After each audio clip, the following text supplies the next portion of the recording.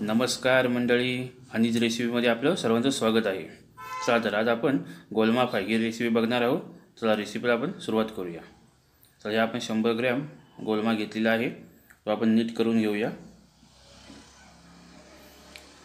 नीट करून झाला की त्याला अर्धा तास पाण्यामध्ये भिजत ठेवायचा। आता आपला अर्धा तास झालेला आहे, आपण रेसिपीला सुरुवात करूया। हे आपण गोलमा फ्रायसाठी साहित्य घेतलेलं आहे।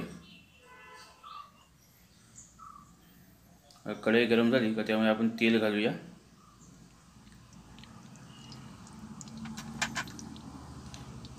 त्यानंतर बारीक चिरलेला कांदा चांगला असा मऊसूत करून घ्यायचा। मऊसूत झाला तर त्यामध्ये आपण टोमॅटो घालूया।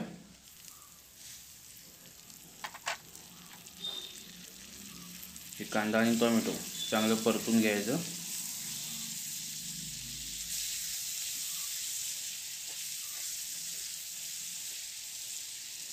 त्याचं परतताना त्यामध्ये आपण कोकम घालूया।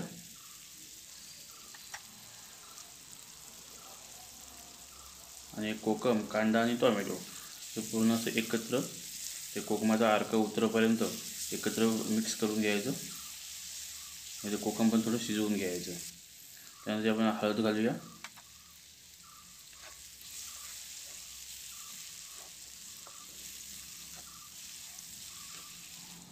हळद झाली का आपण तिखट, म्हणजे घरचं तिखट आहे, तुम्ही थोडी आपली कांदा लसूण चटणी जरी घातली तरी पण चालू शकते।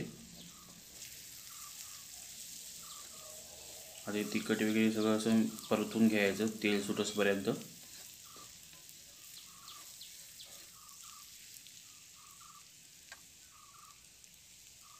वरून थोडी चवीला कोथिंबीर।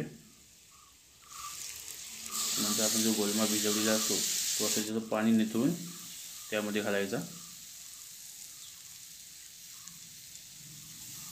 आणि पूर्ण सगळं एकत्र असं मिक्स करून घ्यायचं।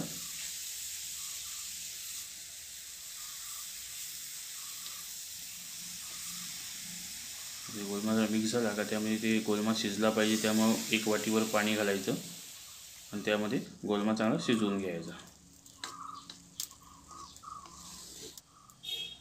चवीला मीठ,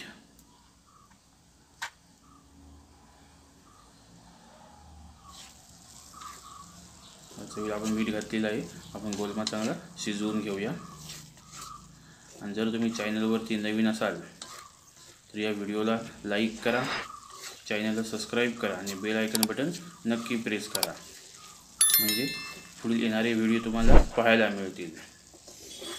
हे बघा, आता आपला गोलमा फ्राय होत आलेला आहे।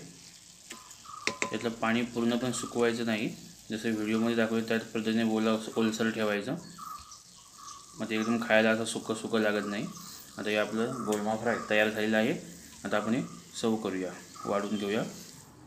मस्तपैकी आपला गोलमा फ्राय तयार झालेला आहे। तांदळाच्या भाकरीबरोबर खूप छान लागतो खायला। तुम्ही व्हिडिओ बघा, घरी बनवा आणि खावा, आणि चॅनलला सबस्क्राईब करा।